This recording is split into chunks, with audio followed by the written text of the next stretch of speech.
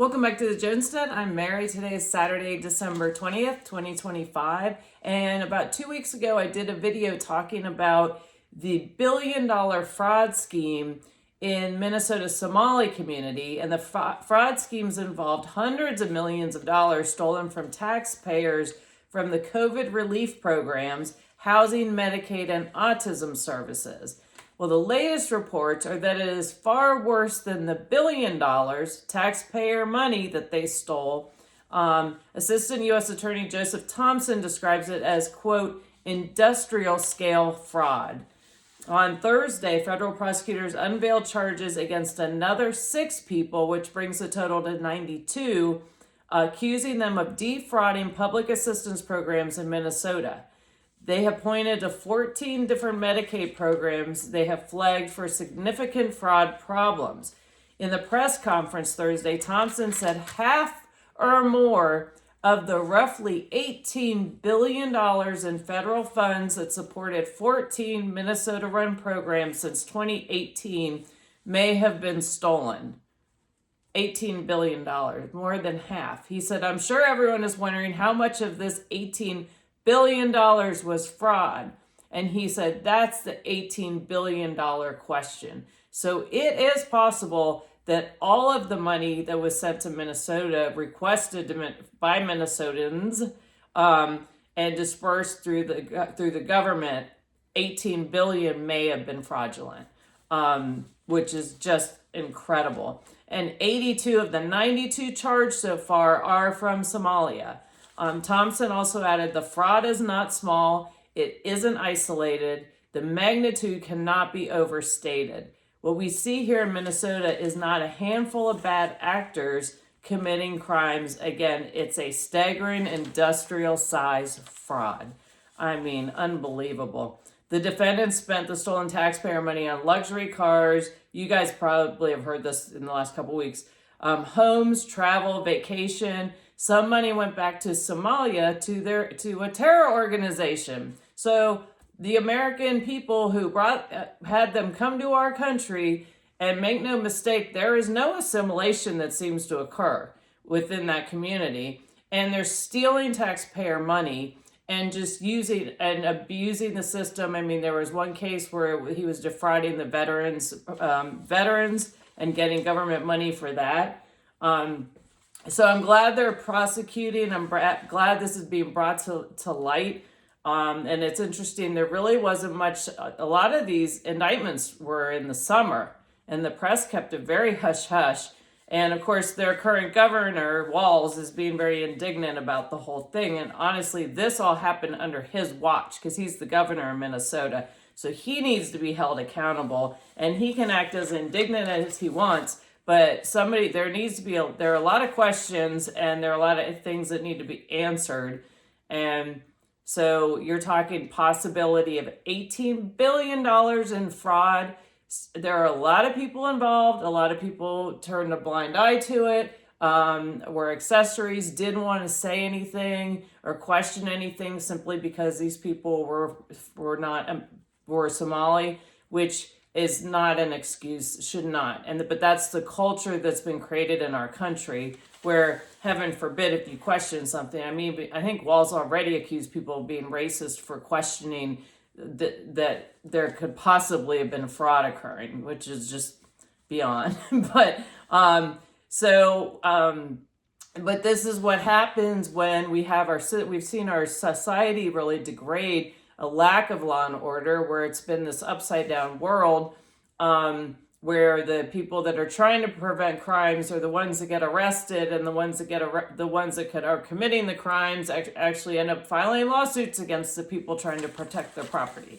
So we really need to right the ship. And something that occurs out of this type of societal environment is, as an example, just yesterday in Canton, Ohio, a security guard had detained a 21-year-old and his girlfriend under suspicion of shoplifting. And they were in the Loss Prevention Center, and you can see the video. I watched the video. And the officer actually did pat the 21-year-old down, and just, said, is there anything on you? Oh, no, just have a cell phone. Well, the 21-year-old had a gun on him. And so when the officer, they're in, again, the loss prevention office, the officer had kind of turned to the side and they showed this kid, 21-year-old, and he's reaching for something. He pulls out a gun and points it at the officer's head. And this officer, this is his off-duty job because he's actually a police officer with Canton. The gun jam, thankfully, another Walmart employee saw what was happening and tackled the 21-year-old. And then the officer was able to pull his gun, but he didn't want to fire because the other employee was there. But he did do a nice knee to face to the 21-year-old, and they were able to get the gun away from him, and they were able to detain him, and nobody was injured, which is just an absolute miracle. But then again, you see, he had his gun, but the officer also knew self-defense skills. And he was able, because the kid was sitting down, he was able to slam his knee right in the kid's face, which would stun him just slightly. So the 21-year-old is a convicted felon who spent time in prison in 2023 on drug charges. And let's see here. He's been charged with attempting to commit murder, felonious assault on a peace officer, robbery, aggravated possession of drugs, and having weapons under disability. And this, I thought, this was the Canton Police Chief. He said, "This incident is a reminder of the ever-present threat of violence against police officers and the gracious provision of God's protection. Thank you to all of you who regularly pray with me for our officers and our community." And that was Canton Police Chief John Gabbard said. So it sounds like they've got a good police chief in Canton, Ohio. I'm an Ohio native, and I know Canton. We had relatives that lived in Canton, and it was always a very quiet, nice community. I'm sure it still is, but things have changed over the years as we've seen. But, you know, again, what happens when we have crime allowed, like it's occurred in Baltimore, you have people feel if they think there aren't going to be any consequences to what they're doing, they'll continue to do it. And I found this article was, where were we? A Zero Hedge, and this was in yesterday on Zero Hedge.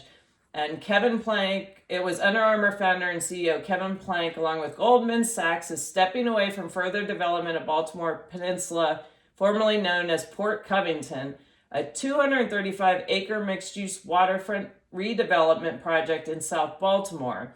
Originally pitched as a 14 million square foot mini city anchored by a new Under Armour headquarters. A new report says less than 10% of the planned project has been built.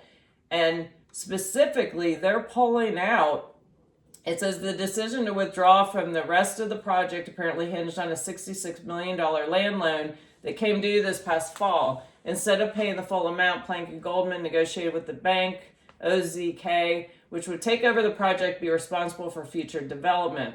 Plank and UA and Under Armour made massive bets on the mini-city situated in the heart of crime-ridden Baltimore City, a metro area that has experienced one of the largest population exoduses in generations.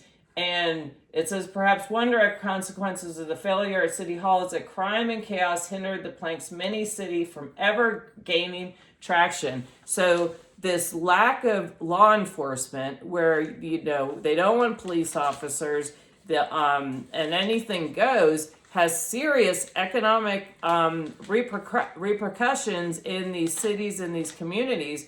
And what could potentially have been a very nice community, it's on the water, as you see, but Baltimore is just so crime-ridden right now.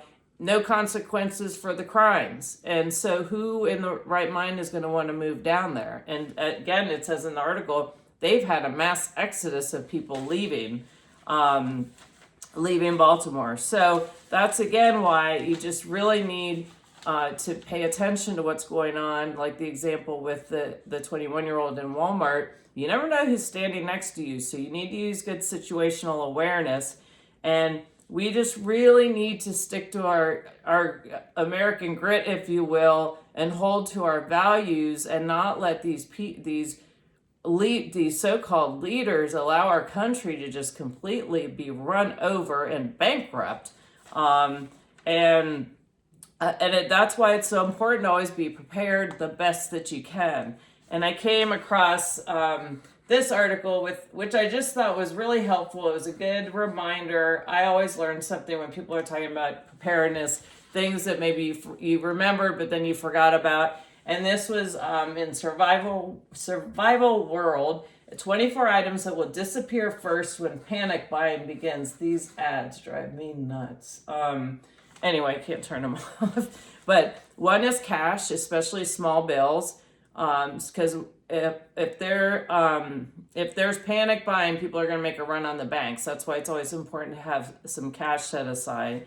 Bottled water, shelf-stable food, manual can opener, bread, milk, eggs, produce. Number 5, snack food. 6, baby formula and food. 7, diapers and wipes. If you have small children, make sure you have backups for your children. Remember when there was the shortage of formula, and parents were desperate because they could not get formula for their children. 8, toilet paper. We all lived through that one. Paper towels, heavy-duty trash bags. 11, gas and diesel. It's always good if you can, to store extra. Diesel actually has a very good shelf life, much longer than regular gas. 12, propane.